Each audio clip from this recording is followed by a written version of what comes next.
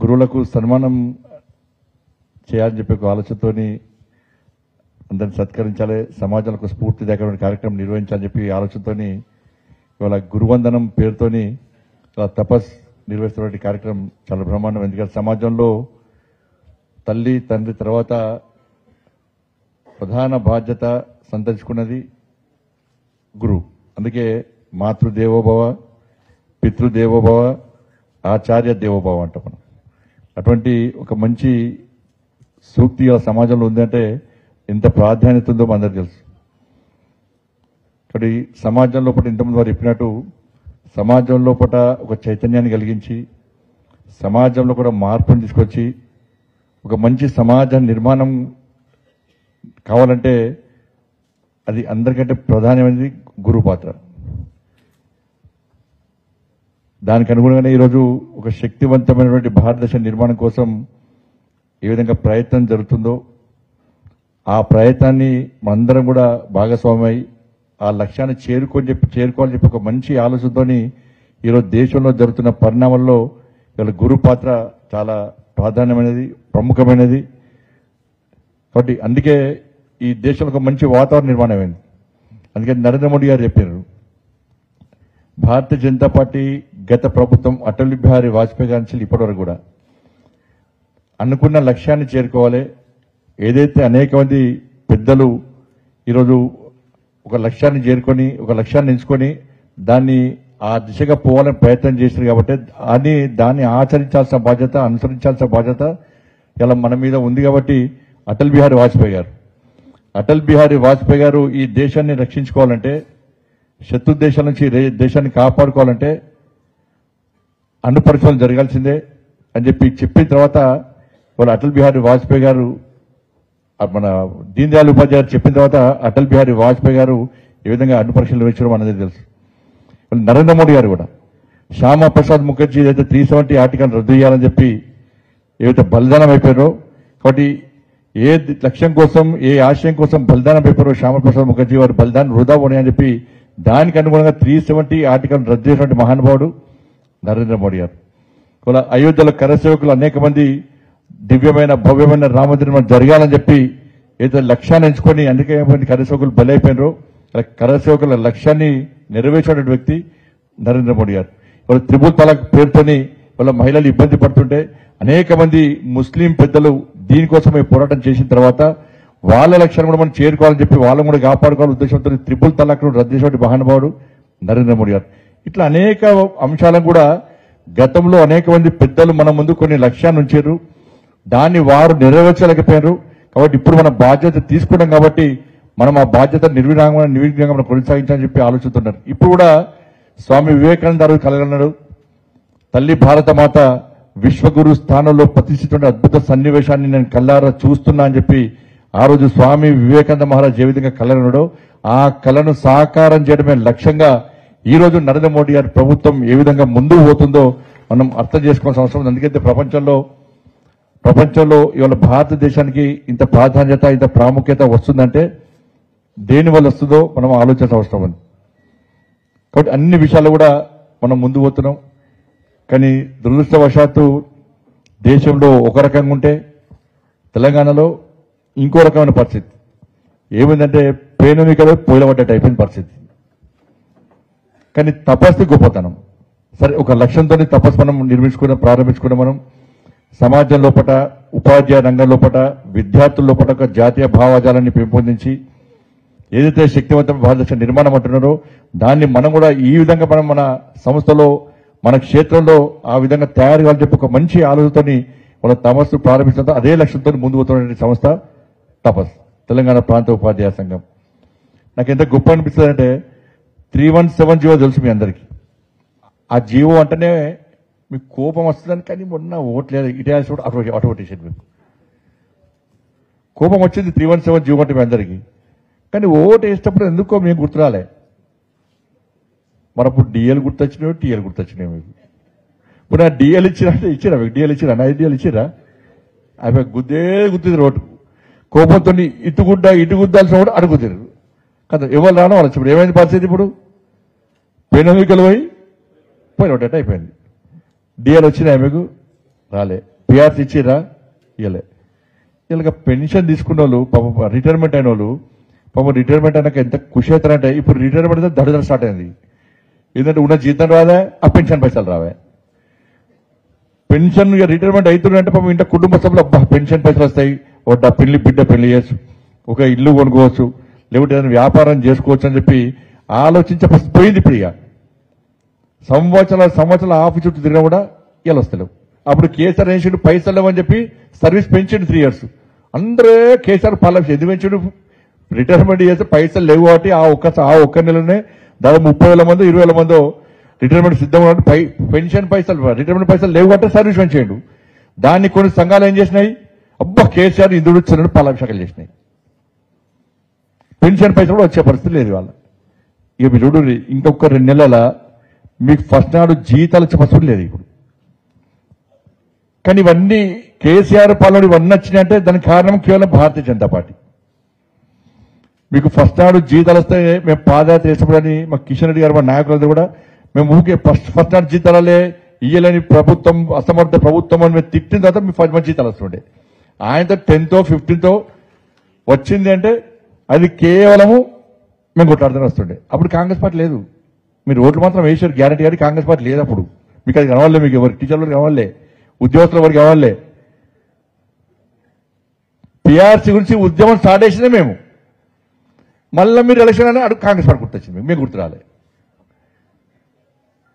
డిఏల గురించి కొట్టాడింది మేము, ధర్నాలు చేసి మేము, లాంటి దెబ్బలు తిన్నది మేము. మీకు ఓట్లు మాత్రం అటేసారు, మళ్ళీ వాళ్ళకి గుర్తొచ్చింది, మేము గుర్తు రాలే. కానీ తపస్ మేము ఎప్పుడు ఉద్యమం చేసినా, ఎప్పుడు యుద్ధాన్ని ప్రారంభించినా మాకు అండగా ఉన్నది, మా వెనుక మనం ప్రోత్సహించింది, మమ్మల్ని లేపింది, మాకు అన్ని విషయాలు చెప్పింది తపస్. ఇలా సంఘాలన్నీ కూడా ఆ రోజు కేసీఆర్ అడుగులకు మద్దతు, కేసీఆర్ మోచేతి నీళ్లు దాగి, కేసీఆర్ చేత దావతులు కక్కుర్తిపడి ఇవాళ ఉపాధ్యాయులను మోసం చేసిన సంఘాలు ఇవాళ సమాజంలో పట్టున్నాయి. వాళ్ళు ఉపాధ్యాయ సమాజం ఆలోచించాలి. ఉపాధ్యాయ సంఘం నాయకులు, ఉపాధ్యాయ సంఘం పెద్దలు ఎవరి కోసం పనిచేశారు? ఇన్ని రోజులు ఉద్యమాలు చేస్తే మీరు తెలంగాణ రాష్ట్రంలో ఇలా మీరు సమ్మె చేస్తేనే కదా, సకల జనులు సమ్మె చేస్తేనే తెలంగాణ రాష్ట్రం వచ్చిందని నాలాంటి రాజకీయాలు అందరూ చెప్తారు. కానీ మీ గురించి పట్టించుకోవడం వాళ్ళకి మీరు ఓట్లేరు. సకల జన సమ్మె చేసినారు, బ్రహ్మాండంగా చేసినారు. ఉపాధ్యాయులు ఉద్యోగులు లేకుండా తెలంగాణ ఎక్కడ మనమే అంటాం, వాస్తవం కూడా అది. కానీ చెప్పేటోళ్ళు ఒక చెప్పేది చెప్తారు, కానీ మీరు సమస్య వచ్చి మాట్లాడారు వెళ్ళారు. కేసీఆర్ చర్చల వీళ్ళని అందరూ పోదురు, ఉపాధ్యాయ సంఘ నాయకులు పోదురు. అక్కడ కోడి కూర, మటన్ కూర, చికెన్ కూర, తలకాయ కూర, బోటి. ఆ కేసీఆర్ ఏం చేస్తాడో తెలుసా మీకు? ఇంతమంది చెప్పిన చర్చలకని పిలుస్తారు, వీళ్ళు కొత్త బట్టలు వేసుకుని పోతారంట ఆడికి. ఆ ప్రగతి భవన్ పోయినాక ఏమవుతుందంటే ఆ మూల సీసీ కెమెరాలు ఉంటాయి అన్ని, మొత్తం సీసీ కెమెరాలే. కేసీఆర్ కావడానికి ఎవరు ఓడు కానీ సీసీ కెమెరాలు బాగుంటాయి ఆడ. ఆ సీసీ కెమెరాలు చూసినాక ఈ ఉపాధ్యాయ సంఘ నాయకులు, ఉద్యోగ సంఘ నాయకులు లోపలికి పోయినాక ఏమవుతుందంటే ఆ సీసీ కెమెరాలు చూస్తాడు, చూసి బయట అర్ధగంట బయట కూర్చొని పెడతాడు. మనం హోటల్ పోతే ఏం చేస్తాం, ఫస్ట్ రాగానే వాటర్ గ్లాసులు పెడతాడు, తర్వాత నీళ్లు తీస్తాడు, ఎందుకంటే అక్కడ రెడీ కాదు, ఆర్డర్ ఇచ్చింది రెడీ కాదు కాబట్టి. నెక్స్ట్ ఆనియన్స్ క్యారెట్ తెస్తాడు పెడతాడు, తర్వాత మెల్లంగా మెల్లగా స్టార్ట్ చేస్తాడు. ఈ కేసు అడ్డు చేస్తాడు, ఎందుకంటే ఫస్ట్ సీసీ కెమెరాలు చూస్తాడు, అక్కడ తీసుకొచ్చి చాలా ముందు కూర్చొని పెడతారు. తర్వాత 1 గంట తర్వాత ఏం చేస్తారంటే చలో తినిపోండి అంటాడు. వీళ్ళు తిన్నాక చర్చ దేని గురించి పెడతారు, చర్చ ఆ తిండి మీద పెడతారు. తిండి ఏం పెడతారు, బందోబస్తు పెడతారు. ఫుడ్ మాత్రం అన్ని రకాల ఫుడ్, అన్ని ఐటమ్స్ పెడతారు దానిలో. ఈ పోయిన సంఘం నాయకులు ఏం చేస్తారంటే అబ్బా ఈ కూర బాగుందిరా, ఈ బిర్యానీ బాగుందిరా, కాళేశ్వరం పెట్టినరా, బోటి పెట్టినరా అని చర్చ జరుగుతూనే ఉంటుంది. 1 గంట సేపు చర్చ. మెల్లంగా కేసీఆర్ సార్ బయటకు వస్తాడు. బయటకు వచ్చి బాగా తిన్నారా, ఫుడ్ బాగుందా అంటాడు. సరే మీ సమస్య నుంచి ఆలోచిస్తా పోతారు. ఇక టీవీలో చేస్తారు బయట, ఇక బ్రేకింగ్ చర్చలు సఫలం, ఉపాధ్యాయ సంఘాలు సంతోషాన్ని వ్యక్తం చేశారు, రేపు పాలాభిషేకం కథం. ఇన్ని సంవత్సరాలు జరిగిన చర్చలు ఏదో ఒకటి సక్సెస్ అయినా మీరు ఉపాధ్యాయులు ఆలోచించాలి, ఉద్యోగులు ఆలోచించాలి. ఏదో ఒక చర్చ, ఇన్నిసార్లు చర్చలు మరి ప్రతి వరకు ఎక్కడ చర్చలు సక్సెస్ అయినాయా? మీ సమస్యలు తీరినాయా? తీర్చే సంఘం మీకుందా? మీ సమస్య కొట్లాడే ధైర్యంగా కొట్లాడే సంఘం మీకుందా? అరే 317 జీవో అప్పుడు ఏ సంఘం రాలేదన్న మీ దగ్గరికి, ఏ సంఘాలు తప్ప ఏ సంఘాలు. నేను మా పార్టీ కార్యకర్తలందరూ కూడా నా పార్లమెంట్ ఆఫీస్లో కొట్లాడుతుంటే కేవలం నా ముందు కనబడేది జెండా తప్ప వేరే జెండాలు కనవలే. నాకు వేరే జెండా కనవలే. మరి తపస్సులో పనిచేసే ఉపాధ్యాయులు కూడా ఉద్యోగస్తులే, వాళ్ళు ప్రభుత్వ ఉద్యోగస్తులే. కేసీఆర్ అనుకుంటే వాళ్ళ ఉద్యోగాలు పోతాయి, వాళ్ళ కూడా కుటుంబాలు ఉన్నాయి. కానీ తపస్సు సంఘం నాయకులు ఎక్కడ కూడా వాళ్ళ ఉద్యోగాల గురించి ఆలోచించలే, వాళ్ళ కుటుంబం గురించి ఆలోచించలే. అరే మా ఉద్యోగాలు పోతావని, మా కుటుంబాలు పోతావని. మేము తపస్సులో ఉన్నదే నేను ముఖ్యం కాదు, నా కుటుంబం ముఖ్యం కాదు, ఈ ఉపాధ్యాయ సమాజం ముఖ్యం, వాళ్ళ కోసం కొట్లాడతామని చెప్పి అన్నిటి తెగించి వచ్చిన వాళ్ళే తపస్సు. ఇలా 200 మంది తపస్సు ఉపాధ్యాయులు నా ముందు కూడా అరెస్ట్ అయ్యారు. నాతో పాటు లోపల దెబ్బలు తిన్నది కూడా తపస్సు ఉపాధ్యాయ సంఘ నాయకులే, తపస్సు నాయకులే. కానీ ఇప్పటికీ ఉపాధ్యాయులు ఆలోచిస్తున్నారు విషయంలో. మరి ఆ రోజు ఉపాధ్యాయ సంఘం నాయకులు అందరూ తెలుసుకుంటే కేసీఆర్ మెడలు వంచటోళ్ళం కదా. ఇలా ఎన్టీ రామారావు 9 నెలల్లో పార్టీ ప్రారంభించి 9 నెలల్లో అధికారం వచ్చి ప్రపంచ రికార్డు సృష్టించాడు. కానీ అదే ఎన్టీ రామారావు గద్దెదించింది ఎవరు? ఇదే ఉపాధ్యాయులే. అంత దమ్ము మీ దగ్గర ఉంది. కానీ దాన్ని ఎందుకో ఉపయోగిస్తారు, భయపడ్డారు. మొదటిదాకా కేసీఆర్ అంటే గజ వనికి మీరు అందరూ కూడా. నాకు ఇప్పుడు ఇట్లా మీటింగ్ వచ్చారు ఎప్పుడైనా? ఇప్పుడు అప్పుడు మీటింగ్ పెడితే వచ్చురా. ఇప్పుడు నన్నే విలువపోదురు మీ ఉద్యోగాలు పోతాయని, నన్నే విలువపోదురు. నాతో సెల్ఫీతో నా మీ ఉద్యోగాలతో నాకే భయపడుతురు. కొంతమంది ఉపాధ్యాయులతో అన్న జర ఫోటో తీయక నాన్నతుడు అతను. ఇప్పుడు రాత్రి 12 గంటలకు వచ్చి కలిసిపోదురు నేను, ఇప్పుడు పొద్దున 5 గంటలకు వచ్చి కలిసిపోదురు నేను, వాకింగ్ డ్రెస్ వచ్చి కలిసిపోదు, డ్రెస్ వచ్చి గుర్తుపడతారు కదా అని. అంటే అంత భయానక వాతావరణం, అంత రాచరిక పాలన ఆ రోజు సాగింది, రాజకీయ పాలన సాగింది ఆ రోజు. కానీ ఈ రోజున జరిగిందంటే మళ్ళీ గది 5 DL పెండింగ్లు ఉన్నాయి, పిఆర్సీ అడ్డపోయింది, రిటర్న్ పెట్టడం పైసలు వస్తలేవు. ఏం సాధించడం? ఏం ప్రభుత్వాలు మార్చారు మీరు. కానీ మేము కసితో ఉన్నాం సార్. మీరు ఉపాధ్యాయులు అంటే నేను అవతారం చెప్తానండి. నేను ఒక కసితో ఉన్నాం మేము. 317 జీవో వల్ల అనేక మంది ఉపాధ్యాయులు ఆత్మహత్య చేసుకున్నారు, అనారోగ్యంతో చనిపోయారు, చెట్టుగోలు పుట్టగోలు అయ్యారు. ఆ బాధతోని మేమేదో రాజకీయం అధికారం రావాలి, అధికారం రావడం ముట్టికి వేరే రకంగా చేసుకోవాలి మేము. ఇప్పుడు కొట్లాడితే కూడా ఓట్లు లేకపోతారు మాకు. కానీ అప్పుడు ఓట్ల కోసం పనిచేయలే, ఓట్ల కోసం పనిచేయలే. తపస్సు ఉపాధ్యాయ సంఘం ఎప్పుడైతే మాకు వచ్చిందో, వాస్తవ విషయాలు మాకు చెప్పిందో, మా కమిటీలో ప్రతి ఒక్కరి కంట నీళ్ళు వచ్చినాయి ఆ రోజు. అరే ఇంత ఇబ్బంది పడుతున్నారు, చెట్టుగోలు పుట్టగోలు, తండ్రి కాడ, తల్లి కాడ, పిల్లల కాడ, భార్య కాడ, భర్త కాడ, ఎట్లా ఉద్యోగాలు చేస్తారు, వీళ్ళ పరిస్థితి ఏంది అని చెప్పి ఇలా ఖచ్చితంగా కొట్లాడని తప్ప వేరే దోషం కాదు. మీకు తెలియదు, నేను ఆఫీస్లో మేము స్ట్రైక్ చేస్తున్నప్పుడు, ఆందోళన చేస్తున్నప్పుడు ఇదే కేసీఆర్ పోలీస్ ఆఫీసర్లో ఫోన్ చేసేయండు. ఫోన్ చేసి ఏం చెప్పింది తెలుసా? ఆ పోలీస్ ఆఫీసర్కు జేసీబీ పట్టుకరా, జేసీబీ పట్టుకొచ్చి ఆ గోడలు గులగొట్టేటువంటి సీన్. ఎందుకంటే సాయంత్రం తెలిసి కదా మీరు, రాత్రి 12 బజే కేసీఆర్ ఫోన్ చేసి వట్టి ఫోన్ చేస్తాడు, ఫుల్ చంపి ఫోన్ చేస్తాడు ఆయన. ఆ టైంకి అన్ని కనాలి ఆయనకి. ఏం చేసిండు? ఫోన్ చేసి పోలీస్ ఆఫీసర్ ఫోన్ చేసి, నువ్వు ఆడ బండి సంజయ్ అంటోడు వాడు పార్లమెంట్ ఆఫీస్లో కూర్చోండి, ఆ గోడలు కూలగొట్టాలి, వీడియో కాల్ నేను చేస్తా, నువ్వు జేసీబీతో కూలగొట్టు అని చెప్పి ఇలా పోలీస్ ఆఫీసర్లకు ఆదేశించిన వ్యక్తి కేసీఆర్. మరి ఆ రోజు ఇదే పోలీస్ ఆఫీసర్లు గోడలు కూడతాం, మా పరిస్థితి ఏంది? మేమైతే బయట రాకపోతాం, సచ్చినా పర్లేదు. ఇలా బయటికి వెళ్ళి ఫైర్ ఇంజన్ వాటర్ కొడుతుంటే, రంపాలతో కటర్ మిషన్లతో మా గేట్లు కొట్టేస్తుంటే, లోపల water pressure, fire engine water ఎట్లుందో మీకు తెలుసు. కిటికీలకు వెళ్ళి లోపల మేము కూర్చుంటే ఫైర్ ఇంజన్ వాటర్ ప్రెషర్తో మా మీద కొట్టారు. ఇలా 2 మహిళా కార్యకర్తలు కాళ్ళు విరిగినాయి, 6 భారతీయ జనతా పార్టీ కార్యకర్తలు ఎడ్యుకేషన్ అయిన వాళ్ళకి. మేము బయట చెప్పలేదు, చెప్తే భయపడతారు, మళ్ళీ టీచర్లు అసలే వస్తలేరు, మళ్ళీ ఇంకా రారని చెప్పి ఎవరు చెప్పలే, బయట మేము బయట చెప్పలే. మీరు రాకుండా మేము చెప్పలే, మేమే కొట్లాలి మీకోసం. ఏ ఉపాధ్యాయుడు రాలే మాకు, ఏ ఉపాధ్యాయుడు కూడా మాకోసం రాలే, మీకోసం రాలే, మాకోసం రాలే. కానీ కొట్లాడిన మాత్రం భారతీయ జనతా పార్టీ. తెలంగాణ రాష్ట్ర వ్యాప్తంగా దాదాపు 2000 మంది భారతీయ జనతా పార్టీ కార్యకర్తలు, దాదాపు 2000 మంది కార్యకర్తలు ఇంజురీస్ అయినాయి. దాదాపు 2000 మంది కార్యకర్తల మీద నాన్ బెయిలబుల్ కేసులు అయినాయి మీకోసం కొట్లాడితే. నాన్ బెయిలబుల్ కేసు, ఏదో కేసు అయింది అనుకుంటుకోవచ్చు, కేసు అయింది కదా, నడుస్తుంది అనుకుంటుకోవచ్చు. ఒక్క కేసు అయితే, ఒక్క కేసు కోసం 2 సంవత్సరాలు 3 సంవత్సరాలు కోర్టు చుట్టూ తిరగాలి.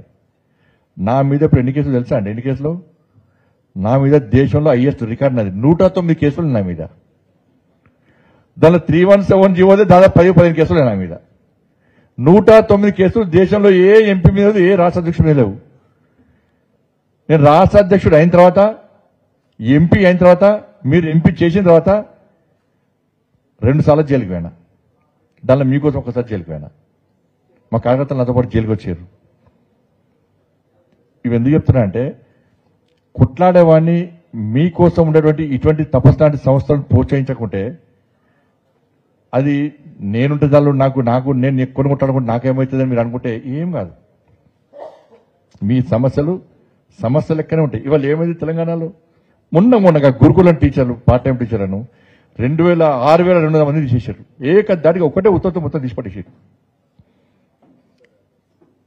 గురు పౌర్ణికని ఒకరు ముందే 6,200 మంది ఒక్కటే ఆర్డర్తో తీసి పడేసారు. ఇలా మీ పరిస్థితి ఇలా ఎంఈఓలు ఎంతమంది ఉన్నారు, పర్మనెంట్ ఎంఈఓలు ఎంతమంది ఉన్నారు? 14 మంది ఉన్నారట. మొత్తం అందరి ఫెసిలే మొత్తం 14 మందే. దాని నుంచి ప్రభుత్వాలు ఆలోచించాయి. డిఓలు ఎంతమంది? డిఓ పోస్టులు ఖాళీ ఉండే, ఎంఈఓ పోస్టులు ఖాళీ ఉండే. ఇప్పుడు లాస్ట్కు ఆ బీఈడి అర్హతలు ఉన్నటువంటి ఎగ్జిక్యూటివ్గా పనిచేస్తున్న ప్రమోషన్స్ లేవు. వాళ్ళ గురించి ప్రమోషన్స్ లేవు.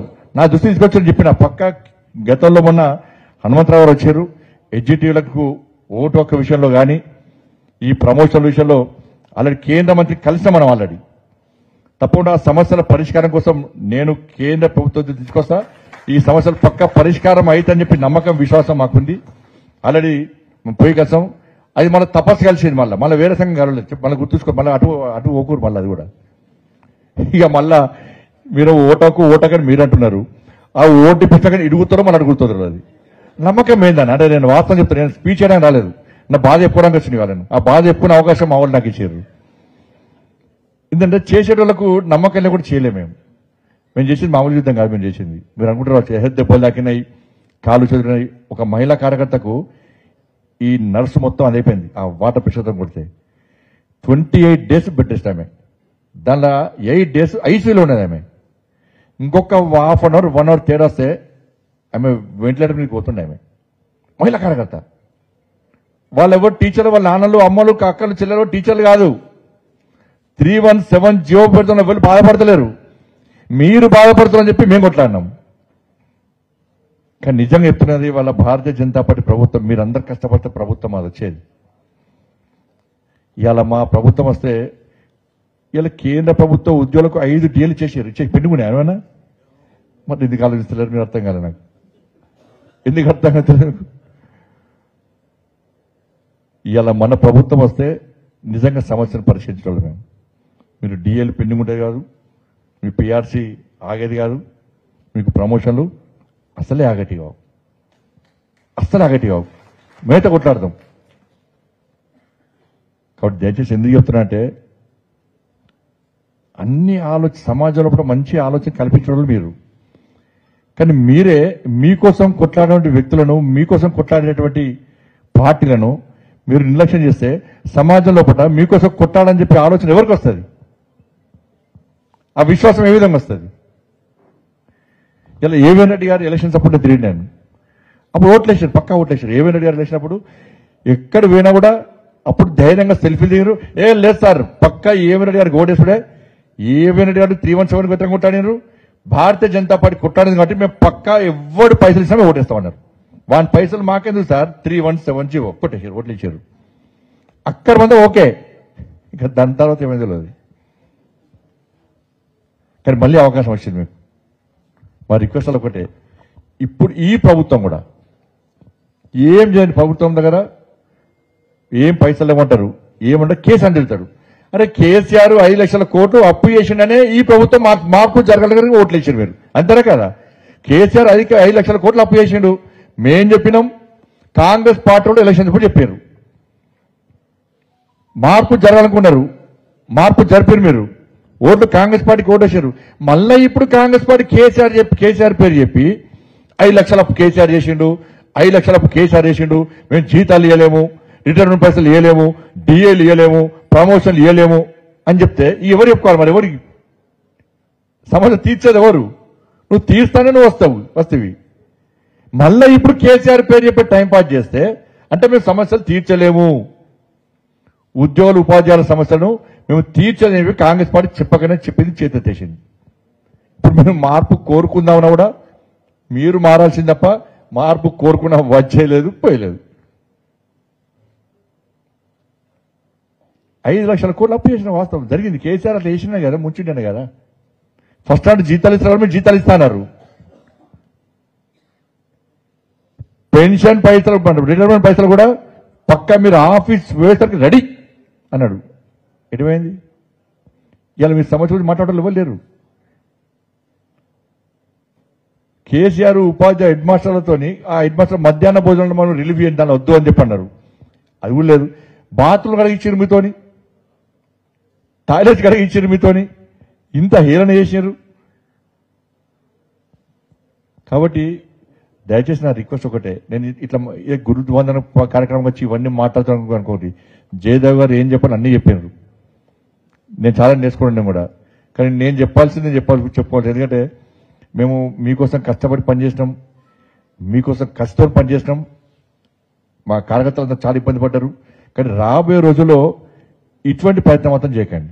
వాస్తవాలు అంచాలి. అరే మీరు తెలుసుకుంటే ఎప్పుడైనా ప్రభుత్వాలు మారినాయి. ఎన్టీఆర్ దించింది మీరే, చంద్రబాబును దించింది మీరే, ప్రభుత్వాలను రాజశేఖర గారి ప్రభుత్వాన్ని ఏర్పడేసిన మీరే, మళ్ళీ దించింది మీరే. దించినా అధికారం అప్పచెప్పాల్సిన మీరే. కానీ కొంచెం భయం, లోపల భయం స్టార్ట్ అయింది. ఉద్యోగం ఉంటుందా పోతుందా, ఉంటుంది పోతే పోతుంది ఉద్యోగం. మీరే స్కూల్లో టీచర్లు సార్ చెప్తా ఉంటారు, మీరు మన కోసం పనిచేయద్దు, నా కోసం పనిచేయదు, మనకు సమాజం కోసం పనిచేయాలి, సమాజం మంచి నిర్మాణం జరగాలని చెప్పి మీరే ఇవాళ విద్యార్థులు చెప్తుంటారు. కానీ ఇవాళ ఏమైంది? విద్యార్థులకు టాయిలెట్స్ లేవు. ఏ ఉపాధ్యాయ సంఘం విద్యార్థులకు టాయిలెట్స్ లేవు అని చెప్పి 2 వీక్ ఆందోళన చేయరు. తరగతి గదులు లేనే లేవు. టీచర్లు ఉంటే పిల్లలు ఉండరు, పిల్లలు టీచర్లు ఉంటే గదులు ఉండయి, గదులు ఉంటే ఊరుస్తాయి అవి. ఇలా ఏ ఉపాధ్యాయ సంఘం విద్యార్థుల గురించి మాట్లాడతలేరు, విద్యార్థుల సమస్యల గురించి మాట్లాడలేదు. ప్రభుత్వం ఏం చేస్తుంది? విద్యార్థుల సమస్యల గురించి ఉపాధ్యాయ సంఘాలు మాట్లాడాయి. మరి ఎవరు మాట్లాడాలి విద్యార్థుల సమస్యల గురించి? విద్యార్థులు మిమ్మల్ని వస్తున్నారు పాఠశాలకు. మా సార్, మా టీచర్, నేను పాదయాత్ర చేస్తున్నా, చాలా మంది విద్యార్థులు అనుకున్నా, నువ్వు ఏం కావాలనుకుంటున్నావు అంటే, సార్ నేను టీచర్ కావాలనుకుంటున్నాను సార్. ఎందుకంటే మా స్కూల్లో టీచర్ చాలా మంచి సార్, మా స్కూల్లో సార్ చాలా మంచివాడు సార్, అందుకే నేను ఉపాధ్యాయుని కావాలనుకుంటున్నాను అంటున్నారు. అందుకే ఉపాధ్యాయుని కావాలనుకుంటున్నారు వాళ్ళు కూడా. కానీ అదే విద్యార్థుల సమస్యల గురించి ఏ ఉపాధ్యాయ సంఘం మాట్లాడతలేదు. ఏ ఉపాధ్యాయులు బాధపడుతున్నారు కావచ్చు, మీరు బాధపడితే ఎవరు తెలుస్తుంది మీ బాధ? అది కొట్టాడింది మేమే, అది కొట్టాడింది మేమే. కాబట్టి రాబోయే రోజులన్నా మీరు వాస్తవాలను చేయండి. మేం పనిచేస్తాం. కాంగ్రెస్ పార్టీ ఏదేసిందని ఉద్యమం ఒక్కటి చెప్పండి నాకు. మీ పిఆర్సీ గురించి కాంగ్రెస్ పార్టీ మాట్లాడింది ఎప్పుడన్నా? మీకు ఫస్ట్ నాట్ శాలరీస్, నేనే పాదయాత్ర పోయేటప్పుడు ఆ కేసీఆర్కి ఒక మహిళలకు ఎక్కాలని చెప్పి ఆయన భాషలో చెప్పేటోడు నేను. అదొకటి మీ జీతాలు వచ్చినాయి అనదు, రాలేదు సార్. కేసీఆర్ కూడా ఎందుకు ఫస్ట్ నాట్ జీతాలు నీకేం శాతం అవుతుందని పిల్లల జీతాలు ఇస్తుండే. ఇవాళ కరీంనగర్ జిల్లాలో పోలీసు వాళ్ళకు 15 కోట్ల రూపాయలు బకాయిలు వాళ్ళు ఇవ్వాలి పాపం పోలీసు వాళ్ళకు. దీని మీద మాట్లాడేది ప్రభుత్వం. ఈ బండి సంజయ్కి ఏ పోలీసు వాళ్ళు చెప్పారు, వాళ్ళ గనిమలు చెప్పారు, వాళ్ళు ఎవరు చెప్పారు, దాన్ని ఎంక్వైరీ చేస్తారు వాళ్ళు. ఈ మా గనిమల్లాగా ఎప్పుడో బంద్ చేశారు, అంత మాట్లాడే బంద్ చేశారు. కాబట్టి ఒకరు గుర్తుంచుకోండి, ఈ ప్రభుత్వం ఏం చేయలేదు, మీరు రాసి పెట్టుకోండి. మళ్ళీ రోడ్డు మీదకి ఆందోళన చేస్తే తప్ప మీ సమస్యలు పరిష్కారం కావు. నేను టీచర్ను, నాకు అవార్డు రావాలి, నాకు మంచి పేరుంది, ఇది అనుకుంటే దానిలో ఇబ్బంది లేదు. కానీ సంఘాలు మాత్రం తపస్సు లెక్క ధైర్యంగా ముందుకు వచ్చే ప్రయత్నం చేయాలి. మీకు అండగా మేము ఉండడానికి. నేను హోమ్ మినిస్టర్ పక్క పెట్టండి అవన్నీ, నేను ఏ స్థాయికి పోయినా కూడా నీకు కింద అణిగిమణిగా ఉంటాను. నాకేం అట్లా హోమ్ మినిస్టర్కే మాట్లాడలేను. నేను ఇప్పుడు నేను మామూలుగా ఎంపీ లెక్కనే మాట్లాడుతున్నా, మామూలు కార్యకర్తల లెక్కనే మాట్లాడుతున్నా. ఎందుకంటే గ్రౌండ్ స్థాయిలో కార్యకర్తలు కొట్టాడని కాబట్టి మా ఆవేదన చెప్పుకుంటుంది. వాళ్ళు కరీంనగర్ ఓట్లు వేసిన వాళ్ళు అంటారు, నాకు వేసిన వాళ్ళు నా గురించి మాట్లాడాలి. నేను నాకు ఓట్లేస్తాను, మీరు అందరూ ఓట్లేస్తేనే గెలిచిన నేను. పోస్టల్ బ్యాలెట్లో హైయెస్ట్ ఓట్లు నాకే, నాకు ఇంకోళ్ళు దరిదాపులు లేరాలు. ఇలా ఏవీ రెడ్డి గారు పోటీ చేసినప్పుడు కూడా, అన్న మీరు పోటీ చేసినప్పుడు కూడా ఈ కరీంనగర్ నుంచి చాలా మంది ఉపాధ్యాయులు దాదాపు 10 days 15 days లీవ్ పెట్టి వచ్చారు. లీవ్ పెట్టి వచ్చి మేము కరీంనగర్లో 317 కొట్లాడినాం అని చెప్పి ఆ ఒక్క ఎలక్షన్లో పనిచేసి మళ్ళీ పనిచేయాలి. ఇక అంటే బాధ అనిపిస్తుంది. అంటే నేను ఎందుకు చెప్తున్నా అంటే, పిఆర్సీ కోసం మేము కొట్లాడినాం, లాఠీ చార్జ్ అయింది మా మీద. ఒకసారి హనుమంతరావు గారు వచ్చి డిఎల్ అంటే 6 కొట్లాడినాం. 6 సిద్దిపేట లాఠీ చార్జ్ అయింది, సిద్దిపేట లాఠీ చార్జ్ అయింది, మళ్ళీ దెబ్బలు తిన్నాం. మరి ఏ రోజు కాంగ్రెస్ పార్టీ ఏ రోజు కొట్టాలి మీ గురించి? ఓట్లు మాత్రం ఓటేసి మాత్రం ఇటేయాల్సిన ఓటు అటేసారు కదా, కొంపకోళ్ళు రేపాను. ఇవాళ మా పైన ఏమంటారు, మా వాళ్ళు ఏమంటారు పైన మా కార్యకర్తలు అంటారు ఇవాళ. అన్న ఇప్పుడు మనం కొట్లాడితేమి ఊకే ఉద్యోగాలు అంటావు, ఉపాధ్యాయులు అంటావు, మరి కొట్లాడితేమి. మొన్న మా కిషన్ గారి మీటింగ్ కూడా అడిగినాడు, మన ఉద్యోగాల కోసం ఉపాధ్యాయులు కొట్లాడాలి అని చెప్పాడు. మొన్న చుట్టుపక్కల కమిటీ అన్నారు, పొట్టు కొట్లాడి దెబ్బలు తిని జైల్లో పోతేనే మనకు ఇవ్వలు కొట్టలేయాలి, మరి ఇప్పుడు ఎందుకు కొట్లాడాలి అంటున్నారు. అరే మా కుటుంబ సభ్యులు ఆడుతున్నాడు ఇవాళ, మా కుటుంబ సభ్యులు ఆడుతున్నారు. మీ లెక్క కుటుంబాలు మాకు కూడా ఉన్నాయి. ఇప్పుడు మీ లెక్క కుటుంబాలు మాకు కూడా ఉన్నాయి, మా కార్యకర్తల కుటుంబాలు ఉన్నాయి. కానీ మా కార్యకర్త కుటుంబాలు అడుగుతారు కదా, అరే టీచర్ల కోసం కొట్లాడితేవి, జైలు పోతేవి, లాంటి దెబ్బలు తింటివి, కాళ్ళు చేతులు రౌడుకుంటేవి, వాళ్ళు నీకు ఓట్లే ఎందుకు కొట్టాలి వాళ్ళ కోసం అంటారు. ఏం సమాధానం చెప్పంటారు చెప్పండి. దయచేసి ఏంటంటే ఇవి ఎందుకు చెప్తున్నా, మళ్ళీ ఇప్పుడు ఎలక్షన్స్ ఉన్నాయి, టీచర్స్ ఎమ్మెల్సీ ఎలక్షన్స్ ఉన్నాయి, గ్రాడ్యుయేట్ ఎలక్షన్స్ ఉన్నాయి. అక్కడ మాత్రం పొరపాటు చేయకూడదు. మళ్ళీ రేపు ముఖ్యమంత్రి రేపే మీ డిఏలు అంటే మళ్ళీ గుద్దగురు ఓటు. మీకు ఆశ బాగుంటుంది, అదొకటి గలీజ్ ఉంటుంది, గలీజ్ ఉంది మీకు అదొకటి. ఏదో ఆశ వాళ్ళంటారు చూసిరా.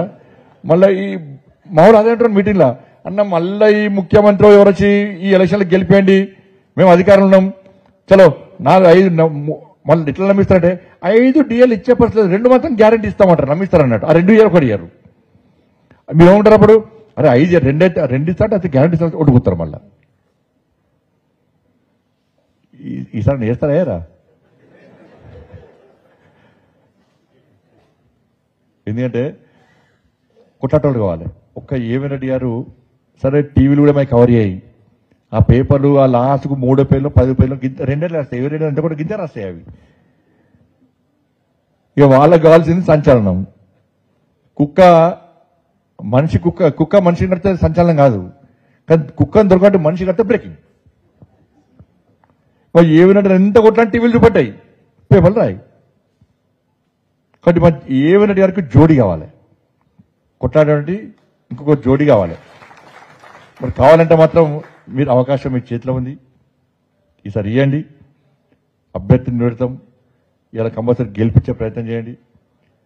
ఇలా వాళ్ళు వీళ్ళు చెప్పే మాటలు నమ్మకండి. ఇది ఎన్నికల ప్రచారం కాదు, కానీ అనుకోకుండా గుర్తొచ్చి నేను చెప్తున్నాను. నేను ఇప్పుడు పొరపాటు టైం ఇవ్వాలి. మేము అడిగేది టైము ఎలక్షన్స్ అప్పుడే, కానీ మేము 24 hours టైము 5 సంవత్సరాలు మీకే ఇస్తున్నాం. మీరు మాకు ఇచ్చే టైం ఎప్పుడు? కేవలం ఎన్నికలప్పుడు మాత్రమే. 5 రోజులు 10 రోజులు లీవ్ కూడా అవసరం లేదు, మళ్ళీ పైసలు వేస్ట్ చేసుకోకూడదు. రోజు సాయంత్రం గంట ఇస్తారు మాకు. కాబట్టి దయచేసి మీకోసం ఎవరు కష్టపడ్డారు, ఎవరు మీకోసం ఫైట్ చేసినారు, అటువంటి వ్యక్తులను, అటువంటి పార్టీను మీరు ప్రోత్సహించాల్సిన బాధ్యత ఉంది. కాబట్టి ఇలా గురువందన సందర్భంగా మీరంతా గురువులు కాబట్టి ఆ కోరిక ఉరవడానికి మాత్రమే ఇక్కడికి వచ్చింది నేను మీ శిష్యునిగా. ఏదైనా మా నాన్నగారు కూడా గవర్నమెంట్ టీచర్ అంటే ఒకప్పుడు అందరూ బతకలేక బడి పంతులు అందరు. ఇప్పుడు మంచిగా బంధం వస్తుంది, ఇప్పుడు ఏం మాట్లాడలేదు. ఇప్పుడు సమాజంలో పట ఉపాధ్యాయుడు అంటే ఒక రెస్పెక్ట్, ఉపాధ్యాయ వృత్తి అంటే సమాజంలో గౌరవం. కాబట్టి గతంలో సమాజం కోసం ఏ విధంగా మార్పు తీసుకురావాలని చెప్పి మీరు ప్రయత్నం చేశారో, ఇప్పుడు కూడా నరేంద్ర మోడీ గారు కూడా ఈ సమాజంలో పట మార్పు జరగాలి, ఒక శక్తివంతమైన సమాజ నిర్మాణం ఈ దేశంలో రావాలి, తల్లి భారతమాతను విశ్వగురు స్థానంలో ప్రతిష్ఠించాలని చెప్పి స్వామి వివేకానంద కలగినటువంటి భారతావనిని మనం నిర్మించుకోవాలని చెప్పి ఒక ఆలోచన కసితోని వాళ్ళ ప్రతిరోజు కష్టపడి పనిచేస్తున్నటువంటి ఒక మహానుభావుడు నరేంద్ర మోడీ గారి నేతృత్వంలో ఇలా ప్రభుత్వం ఉంది కాబట్టి, అటువంటి పార్టీ ఉంది కాబట్టి, ఈ దేశం గురించి ఈ ధర్మం గురించి పనిచేసేటువంటి ఆలోచనతో పార్టీ కాబట్టి మీరు కాము కూర్చుంటే, ఉపాధ్యాయులు కాము కూర్చుంటే ఇవాళ మళ్ళా స్టార్ట్ అయింది. ఇవాళ తపస్ ఒక స్వామి వివేకానంద చరిత్ర చెప్తుంది, భగత్ సింగ్ చరిత్ర చెప్తుంది, వీర సావర్కర్ చరిత్ర చెప్తుంది, ఛత్రపతి శివాజీ మహారాజ్ చరిత్ర చెప్తుంది. అటువంటి వ్యక్తుల పాఠ్యాంశాలు మనం ఉండాలని చెప్తాం మనం. కానీ ఈ రోజు మళ్ళా ఈ తెలంగాణ రాష్ట్రంలో మళ్ళా స్టార్ట్ అయింది లొల్లి. మొత్తం విద్యా వ్యవస్థనే చిన్నాభిన్నం చేసే పరిస్థితి మళ్ళా ఈ తెలంగాణ రాష్ట్రంలో రాబోతున్నది. నక్సలైట్లే దేశభక్తులను, టెర్రరిస్టులే దేశభక్తులను, మావోలే దేశభక్తులను, ఇటువంటి ఒక చరిత్రను వాళ్ళ పాఠ్యాంశాల్లో పట్ల చేర్పించే ప్రయత్నం జరుగుతున్న విషయాన్ని ఉపాధ్యాయ సమాజం ఒక్కసారి అనుకోండి. మీరు నక్సలైట్లు కావాలంటే ఒప్పుకోరు, దానికి టెర్రరిస్టులు కావాలంటే ఒప్పుకోండి, విద్యా పాఠ్యాంశాన్ని ఒప్పుకోండి, మాకు ఇబ్బంది లేదు. మాకు ఛత్రపతి శివాజీ మహారాజ్ వద్దు, మాకు వీర సావర్కర్ వద్దు, మాకు తాంజా చౌబే వద్దు, సర్దార్ పటేల్ మాకు వద్దు. మాకేం అవసరం అనుకుంటే మాత్రం నెక్స్ట్ చదువుకునేది మీ పిల్లలు కూడా చదువుకుంటారు దానిలో. మీ పిల్లలు చదువుకుంటారు, మీ పిల్లలు నక్సల్ వాళ్ళు కూడా కట్టుకోండి, ఇబ్బంది లేదు అలా. మీ పిల్లలు ట్రెడిషన్ కాకుండా ఒప్పుకోని ఇబ్బంది లేదు అలా. కానీ ఇటువంటి సందర్భంలో ఉపాధ్యాయ సమాజం ఒక్కటి కావాల్సిన అవసరం ఉంది, దీన్ని ఎదిరించాల్సిన అవసరం ఉంది, దీనికి వ్యతిరేకంగా ఫైట్ చేయాల్సిన అవసరం ఉంది. మన విద్యా వ్యవస్థను మనం కాపాడుకోవాల్సిన అవసరం ఉంది. కాబట్టి ఎందుకంటే ఇప్పుడు జరుగుతున్న పరిణామాలు చూస్తుంటే పాఠ్యాంశాల లోపల కానీ విద్యా వ్యవస్థను చిన్నభిన్నం చేసే ప్రయత్నం చేస్తూ ఉన్నారు. అటువంటి వ్యక్తులు వస్తున్నారు. ఇవాళ దేశం పట్ల ధర్మం పట్ల హేళతోని నిర్లక్ష్యం చేసే వ్యక్తులు ఇవాళ వచ్చేటువంటి ప్రమాదం ఉంది. కాబట్టి ఇటువంటి విషయంలో తపస్సు కూడా ముందుకు రావాల్సిందిగా, తపస్సుకు అందరు సహకరించాల్సిందిగా మీ అందరికీ విజ్ఞప్తి చేస్తూ, ఒక పార్లమెంట్ సభ్యునిగా మీరు తయారు చేసిన ఒక కార్యకర్తగా మీరు కష్టపడి ఓట్లేసి గెలిపిస్తేనే ఇవాళ నేను కేంద్ర హోంశాఖ సహాయ మంత్రి అయినా. కాబట్టి అటువంటి మీ వ్యక్తిగా, మీ పార్లమెంట్ సభ్యునిగా మీరు తయారు చేసే కార్యకర్తగా మీకు ఏ సమస్యలు ఉన్నా కూడా, మీకు ఏ ఇబ్బంది ఉన్నా కూడా మీ తరపున నేను తప్పకుండా కొట్లాడతా, మీకు అండగా ఉంటా, మీ సమస్యల పరిష్కారం కోసం నేను తప్పకుండా కృషి చేస్తానని చెప్పి మీ అందరికీ విజ్ఞప్తి చేస్తూ, కొంచెం అక్కడక్కడ ఇబ్బంది పెట్టినా తిట్టుకోకుండా క్షమించాల్సిందిగా మీ అందరికీ విజ్ఞప్తి చేస్తూ ముగిస్తాను. భారత్ మాతాకి జై. జై